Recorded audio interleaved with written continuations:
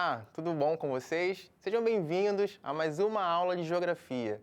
Eu sou o professor David Vieira e hoje nós vamos falar sobre a região Sudeste.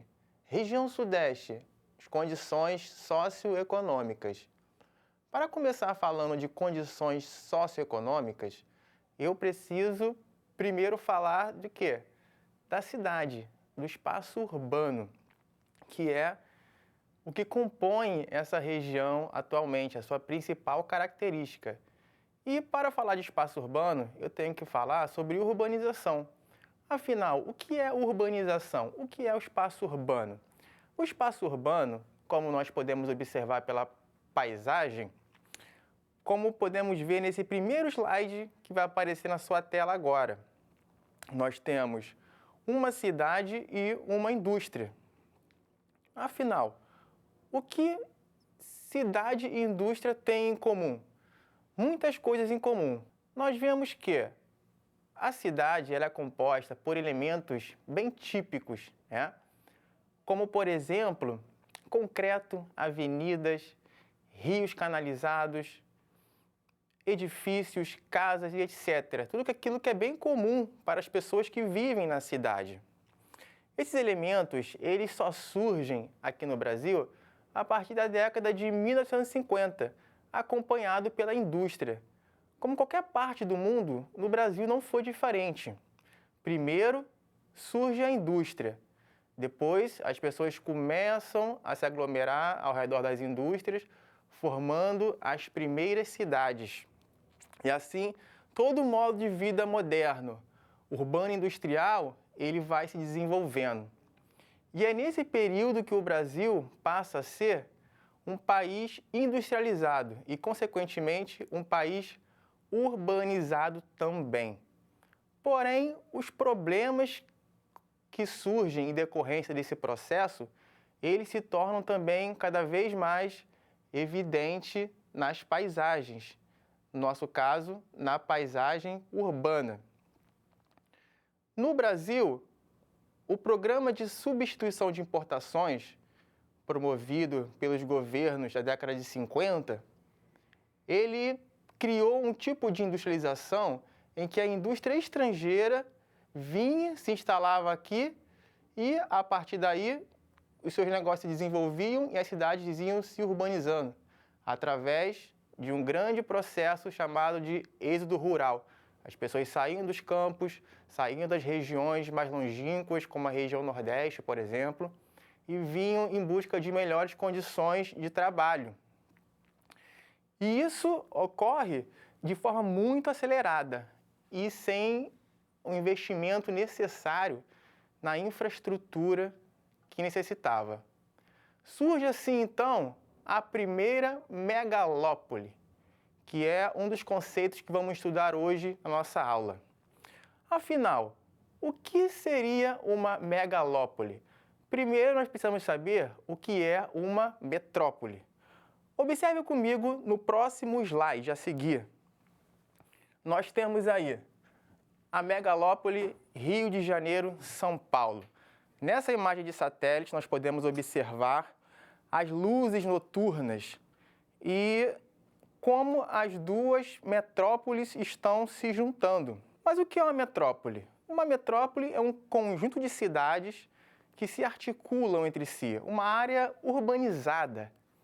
Uma cidade que é o centro aqui, por exemplo, do Rio de Janeiro. Nós temos o centro do Rio de Janeiro, nós temos a cidade do Rio de Janeiro, que possui também características urbanas, e depois nós temos as cidades ao redor do Rio de Janeiro, que possuem também características urbanas, como os elementos que nós citamos mais atrás.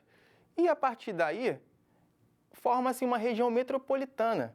Há uma integração econômica também. As pessoas da região metropolitana, das cidades fora do centro, elas saem das suas casas, vão trabalhar no centro e existe uma troca comercial também, né, de matéria-prima, tudo favorecendo a produção.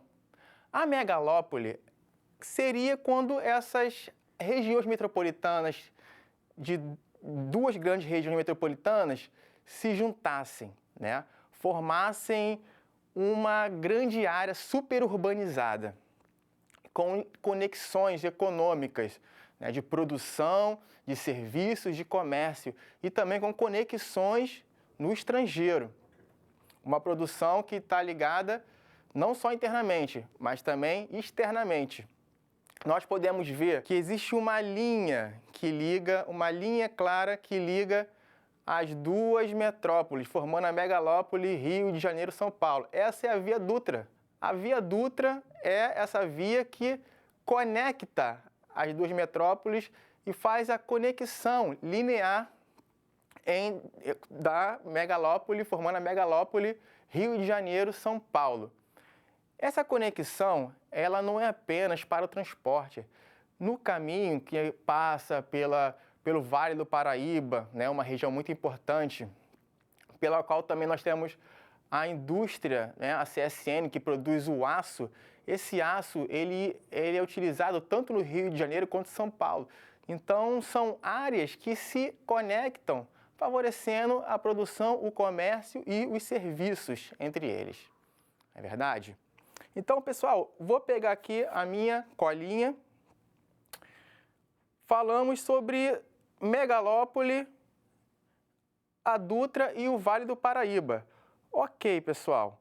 Vamos então falar sobre as principais características, né, quando surgem essas megalópolis, dos principais problemas que surgem posteriormente. Nós temos aqui um problema, o Rio Tietê. Muitas pessoas conhecem, né, o Rio Tietê, sabem que é um rio canalizado, assim como o Rio Maracanã, é um rio canalizado. O Rio Tietê, assim como o Rio Maracanã no Rio de Janeiro, são rios que, a partir do momento da urbanização, eles foram canalizados pelo ser humano para poder favorecer o quê? A circulação, para construir as avenidas, né, em torno deles e para ganhar espaço.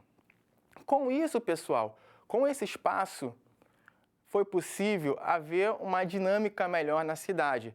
Por outro lado, você acaba mexendo com a natureza, né? Você acaba mexendo com a natureza de uma forma muito prejudicial, que afeta a vida da cidade, a vida das pessoas. Por exemplo, o Rio Tietê, quando ele foi canalizado, se criou uma situação que você impermeabilizou o solo. E o rio, ele tem uma questão interessante, porque além da troca que existe, né, em seu leito e o solo, para essa água poder infiltrar, o rio também, naturalmente, ele possui duas formas, dois estados, que é o seu leito menor, quando está no estado normal, o rio fica mais baixo, o nível do rio, e o seu leito maior. O leito maior, ele ocorre justamente nas épocas das cheias, quando chove e o rio precisa ter um espaço para essas águas ocuparem, né, esse leito. E quando você canaliza, você tira esse espaço, você retiliniza os rios também. Naturalmente, os rios têm os meandros, que são as curvas, que vão diminuindo a velocidade da vazão da água. Quando você retiliniza, você cria uma pressão, uma vazão muito maior. A infiltração não ocorre. E o leito maior, ele desaparece. O leito maior, vamos voltar aqui à imagem do Tietê. Olha o leito maior ali, olha as rodovias ali. O leito maior são as rodovias. Então, qual a consequência disso? Enchentes, né? Sem falar que o despejo de esgoto nesses rios, tanto no Tietê, mais ainda, né, no Maracanã também, esse despejo de esgoto poluiu o rio totalmente. Então, criando uma situação de muito incômodo para os moradores da cidade, né? Outra questão importante também, pessoal, são os aspectos culturais, a cultura quando se transforma através dessa urbanização, né? Por exemplo, aqui no Rio de Janeiro, em São Paulo, na megalópole Rio de Janeiro-São Paulo, ocorreu o quê? Pessoas foram requisitadas, principalmente da região Nordeste. E essas pessoas vieram, trabalhar aqui na indústria, na construção civil, no comércio e etc. Só que elas não vêm simplesmente, elas trazem consigo a sua história, elas trazem consigo a sua cultura. E essa cultura se relaciona com a cultura local e vai criar uma nova cultura também, né? Mas, porém, é preciso falar que, apesar dessa migração, existe também a questão dos contrastes espaciais. O que é isso, professor? Contrastes espaciais. Eu estou falando dos problemas sociais, né? Vamos aqui, nosso próximo slide. Olha só, o que é isso aí, pessoal? Essa aí é uma imagem, né, uma paisagem bem conhecida, né, de todos. Uma favela, uma comunidade, como queiram chamar. A gente precisa deixar claro o seguinte, que a pobreza não começou com a urbanização. Nós temos um problema histórico, desde a época da escravidão, né? A pobreza, a desigualdade social. Porém, ela foi muito agravada no momento em que as cidades surgiram do Brasil. Vamos lembrar desse momento. Esse momento, eu estou falando dos governos militares, da ditadura militar. A ditadura, ela promoveu um crescimento econômico baseado na chegada das indústrias, né, estrangeiras, como vimos, e também no arroxo salarial. O que é isso? Coibindo, reprimindo os movimentos dos trabalhadores que reivindicavam melhores condições de trabalho e salário. Com isso, a renda dos trabalhadores caiu e os lucros dos empresários aumentaram. E qual foi a justificativa? Era que com maior lucro dos empresários, haveria mais investimento, haveria também maior crescimento econômico. E realmente isso aconteceu. Porém, a desigualdade se agravou. Dizia-se que o bolo cresceria para depois ser dividido. Porém, essa divisão nunca aconteceu. Depois, com a redemocratização, houve uma diminuição da desigualdade. Correto. Porém, a desigualdade ainda é um problema muito grave no Brasil. Tá ok, pessoal? Então, apesar de toda essa desigualdade, né, tudo isso que aconteceu, nós temos a questão cultural, que é uma parte interessante, uma parte bonita dessa troca das regiões, né? Como é o caso da região Nordeste, que tem muita influência aqui na megalópole Rio de Janeiro, São Paulo. Mas, professor, quais seriam os aspectos, né? Qual seria a contribuição que tem da região Nordeste, né, no nosso dia a dia? Muitas coisas. Geralmente, nós não percebemos, porque nós estamos inseridos nessa cultura. Mas eu poderia citar a festa junina, por exemplo. Quem nunca foi numa festa junina, né? Quem nunca se divertiu numa festa junina com uma fogueira? É uma festa típica da região Nordeste, né? Que homenageia os santos, São Pedro, Santo Antônio, né? São João, né? Daí o nome da festa São João. Comidas típicas do Nordeste, como cuscuz, né? Como bolo de milho, justamente porque é a época do milho no Nordeste. Então, pessoal, essa é uma influência típica, né? Eu poderia falar muitas outras aqui. Um outro ponto importante também, nós temos aí, olha aí, pessoal, aí a produção me lembrou aqui de mostrar, ó, a fogueira de São João, né? Isso aí, uma festa muito típica, muito divertida, né? Todo mundo gosta da época de São João, aquele friozinho, né? Muito bom. E temos também a produção cultural, né?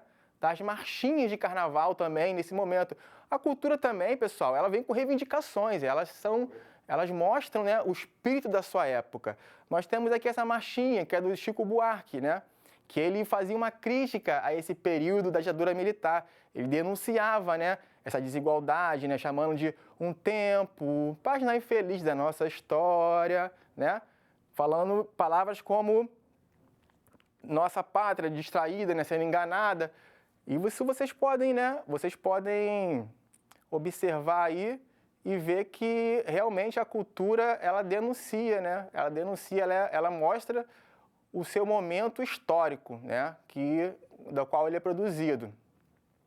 Muito bem, pessoal. Então, nós estamos chegando aqui ao final da nossa aula. E aí, vocês gostaram? Vamos então ao nosso desafio. Hoje, nós vamos responder um quiz, uma perguntinha que eu trouxe para vocês. Está aí aparecendo na tela para vocês, né? Qual das alternativas é um problema urbano causado pela canalização dos rios? Opção A, enchentes. Opção B, poluição. Opção C, falta d'água. 10 segundinhos aí, pessoal.